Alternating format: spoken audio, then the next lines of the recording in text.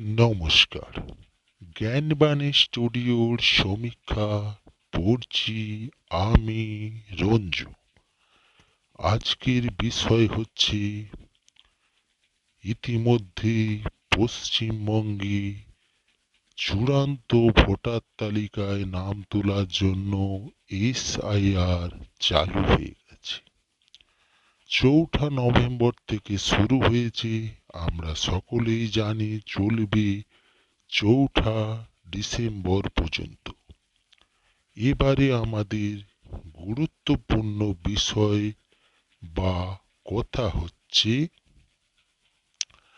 এসআইআরে ২০০২ সালে যাদের বাবা মায়ের লিস্টে নাম আছে তাদের তো কোনো সমস্যাই নেই, কিন্তু আমরা যে বিষয়টি নিয়ে সমীক্ষা করেছি সেটি হচ্ছে যে সকল ছেলেমেয়েরা প্রেম বহির্ভূত সম্পর্কের জন্য বাড়িতে মনোমালিন্য বা ঝগড়াঝাটি করে বেরিয়ে গিয়ে বিয়ে করেছে, তাদের কি হবে?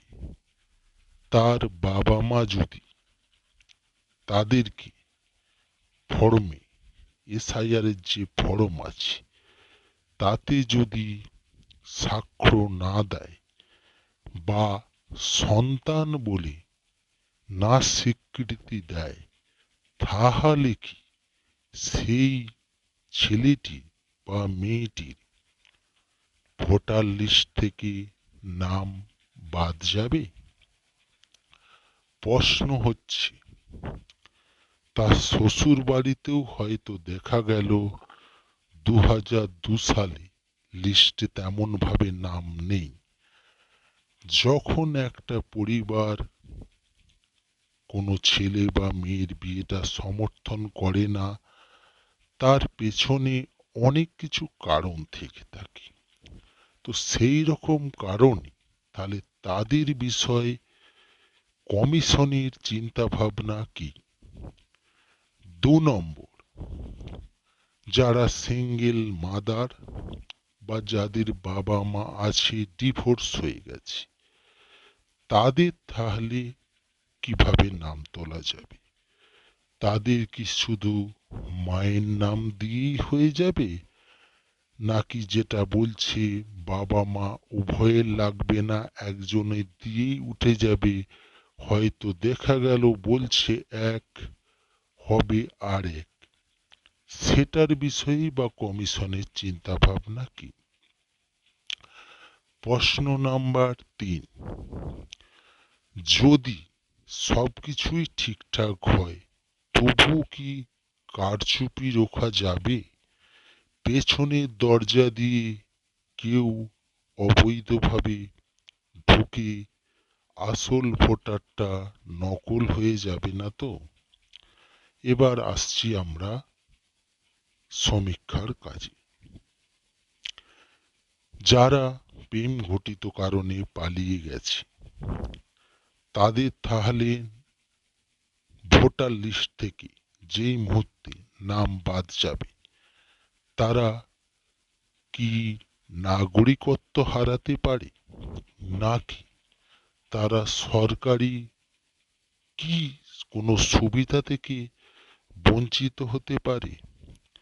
কি হবে এই বিষয়েই বা কমিশনের স্পষ্ট ধারণা আমরা এখনো পর্যন্ত পাইনি। যদিও এটা জানা গেছে যে খসড়া লিস্টে নাম বেরোনোর পর, অর্থাৎ বেরোনোর পর পরবর্তী চূড়ান্ত লিস্টে আবারও নাম তোলা যাবে। কিন্তু ২০০২ সালের সঙ্গে এই যে ২০২৫ সালের এসআইআর, অর্থাৎ দীর্ঘ ২ দশকেরও বেশি সময় পরে যে এসআইআর হচ্ছে, এটা কিন্তু অনেক তফাৎটা আলাদা। তার কারণ হচ্ছে ২০০২ সালের লিস্টে এত কিছু নথি অর্থাৎ যে 11 নথি অর্থাৎ 11টি প্রমাণপত্র দিয়ে চিহ্নিতকরণ করা হয়েছে, সেটা কিন্তু সেভাবে ছিল না। তখন শুধু একটা জনসমীক্ষার নিরিখে যে জনগণনার মতো ভাবে ভোটটা তোলা হয়েছিল।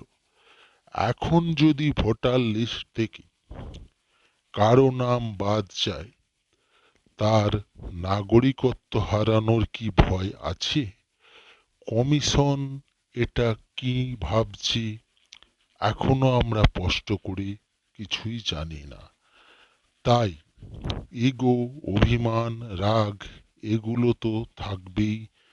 এগুলোকে ঝেড়ে ফেলে বাম মা খেদানো যে সমস্ত মেয়েরা আছে তাদেরকে বলবো, তোমরা নিজেদের মধ্যে সমস্যাটা মিটিয়ে নিয়ে এসআইআর এর মতো গুরুত্বপূর্ণ অংশে নিজেদের নামটি তুলে নেবেন। জ্ঞানবাণী স্টুডিওর সমীক্ষা এখানেই শেষ হলো। নমস্কার।